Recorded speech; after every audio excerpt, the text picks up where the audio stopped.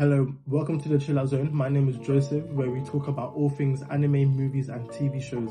And today we are talking about Invincible Season 4, Episode 8, the finale of the season. So the episode actually starts off on a madness.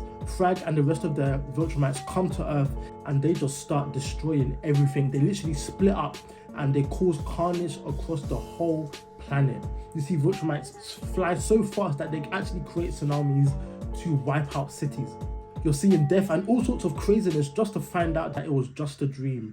Mark wakes up from his nightmare or vision or whatever he had to Nolan saying, look, Mark, you need to chill. We are literally 2 weeks away from Earth. There's actually nothing we can do. Just relax. Not only that, but we don't even know if THRAGG is even on Earth. And I think it's very interesting because Nolan obviously knows THRAGG more and we see that he isn't worried at all. But Mark is like, no, what the heck? Like, this guy is definitely on Earth. As the ship enters Earth's solar system, Mark doesn't even wait. Mark literally dashes out and flies the rest of the journey there, and he comes to Earth in the same way of his vision. It kind of seems like Mark is almost that alien as well. Like, Mark is a Viltrumite. Mark is or can be a danger just as the rest of the Viltrumites, which I think is actually very interesting. The idea that as long as there are Viltrumites on Earth, Earth is always going to be in some kind of danger. Of course, where the Viltrumites want to cause harm, Mark obviously is from Earth and he of course wants to save Earth. Mark rushes home to meet his mum, and then all of a sudden THRAGG comes out and THRAGG literally tears Debbie's head off. But of course it's a vision and that doesn't happen. But I think what's very interesting is that the same injury that Debbie faced in Mark's vision was the same injury that Thaddeus faced. So we see that Mark kind of has this PTSD that those events that happened in the Viltrumite War were burnt into his mind. Mark snaps out of it and then he goes to see Atom Eve, but he also tells Debbie that, look, Nolan's outside, so if you want to see him, then speak to him there. Debbie then goes outside to confront Nolan and she's vexed. She's like, look, you left my son, he's hurt, you left him on an alien planet all by himself, why is he not here? But Nolan completely almost disarms her and says, look, he did amazing, okay? He saved so many lives, you'll be proud of him. Nolan continues to apologize, but Debbie is not having it. Debbie's like, look, you can go wherever you want, but you're not sleeping in this house, so leave. Listen, one thing about Debbie is that Debbie is going to stand on business, okay? And it makes sense. I don't think that Nolan should be forgiven so easily. And I know that he actually does get forgiven a lot quicker in the comics. So I like how the show is deviating, but in a good way. Because let's be real, Nolan actually committed atrocities against humanity. So for him to be forgiven easily would not make sense. This guy needs to suffer. Mark and Eve reunite and we see that Eve has put on weight. And at first I was like, oh wait, she's actually like still pregnant, what's going on? But her belly isn't kind of popping out, so I guess I was a bit confused. Mark doesn't seem to notice, or at least he doesn't speak about it, which honestly, fair enough, that's probably a wise thing to do. Speaking about a woman's weight is not a battle that he wants to fight out, I'll tell you that. We then see Cecil and his men trying to open a portal to look for Robot and Monster Girl. And honestly, their names are actually so funny. Like, you have a robot, so you call him Robot. You have a girl that turns into a monster and she's called Monster Girl. Like, these names are they're just so creative, right? Anyway, this doesn't work. One tentacle monster pops out and it causes havoc, and it was almost about to take out Cecil, but luckily they were able to close the portal just in time. And then Cecil was like, forget about Robot and Monster Girl.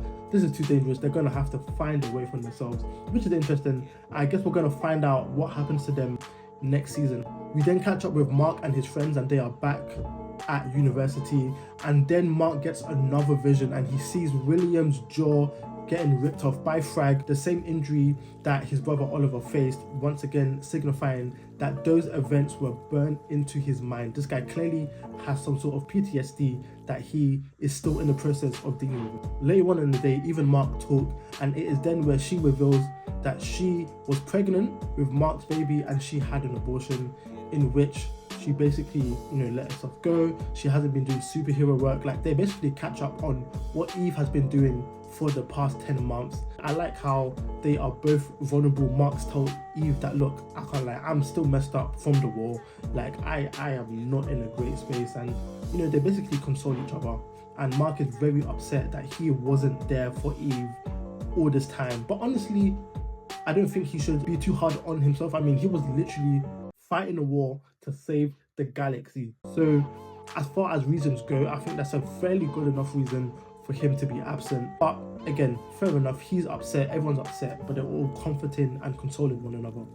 And then Cecil and Nolan finally talk, and this is the first time that they have actually seen each other since the events of season 1. And so even though nothing happened, for me I was like, oh, what's actually going on? Nolan tells Cecil that, look, I've changed, you don't need to be scared of me. And then Cecil was like, look, I'm never not going to be scared of you after everything you've done. So yeah, we see once again Nolan is reminded of the horrible things that he done in the past. Like, just because he's a main character, I don't believe that his redemption arc should be easy. I think it should be very, very well earned. And I just like how Nolan isn't getting it easy. Like, Nolan is reminded constantly over and over again of what he done. But yeah, Nolan actually returns to the place where he beat up Mark, and then we see the flashes and we hear all of the stuff that he said to Mark. And yeah, it was an amazing scene. Again, there was no action, but that scene meant so much. I was like, wow, like, it's actually crazy. So yeah, them two talking to each other was probably the highlight for me of this episode. Well, second highlight, Omni-Man tells Cecil what happened with the war, and then Cecil's like, wait, so basically you angered them, you gave them nothing to lose, and then you're saying that you won the war? Like, what's going on? Like, and so yeah, Cecil was like, look, get off my planet. If they come back, you better be here though, don't get me wrong, but get off my planet. You don't deserve to be here, essentially. And so that's fine, because Debbie also decides to see Oliver. So Debbie and Nolan, they essentially go and they make their way to look after Oliver. And here we have another seemingly vision. Mark is flying, and then Mark encounters THRAGG, and it turns out that this is not a vision. THRAGG is actually right in front of him. The tension behind this dialogue was amazing. Of course, right off rip, Mark starts trying to fight THRAGG, and THRAGG was just like, look, relax, man. These punches were doing absolutely nothing to THRAGG. And then THRAGG's like, look, bro, I want to talk. Okay, look, we're not destroying Earth, as you can see. However, these are my terms. Okay, you took our homes, so now Earth is going to be our home, and we are going to essentially repopulate our people. Okay, you, Mark, have showed me that humans are compatible with Viltrumites, so yeah, we're going to stay here. And then THRAGG goes on to say, look, if you decide to look for us, if you decide to bother us, we are going to rain terror on this Earth. All of your loved ones, they're going to be packed up. So these are my terms. Do you accept it?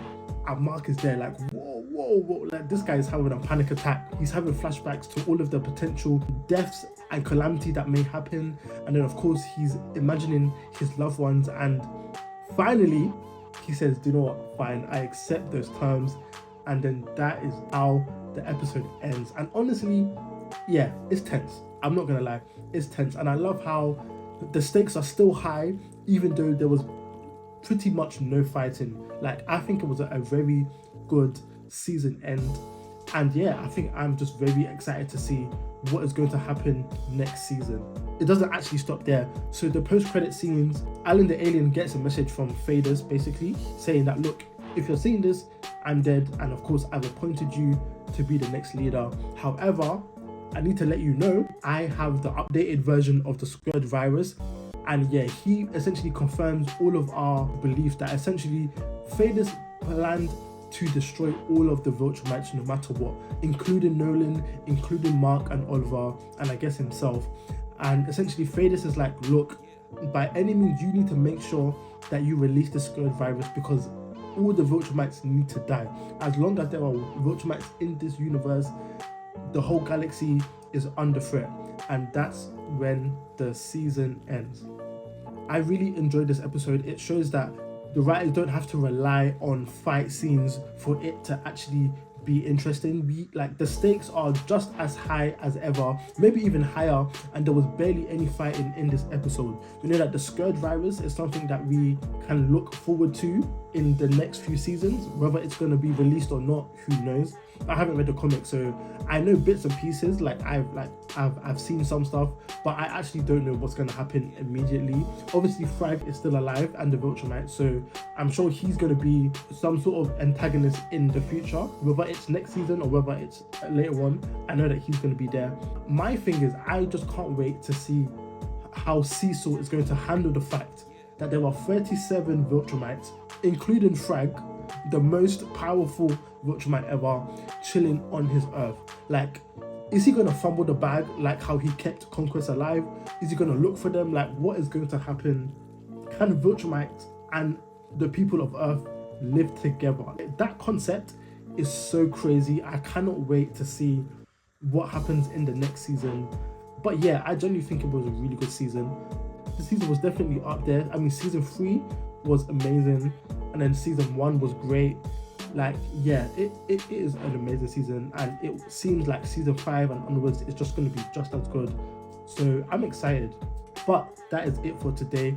Thank you guys for watching. Make sure you like, comment and follow, and also make sure you check out my other videos as well. If you have any questions or comments, put them down below and I'll be sure to respond. Anyway, peace out.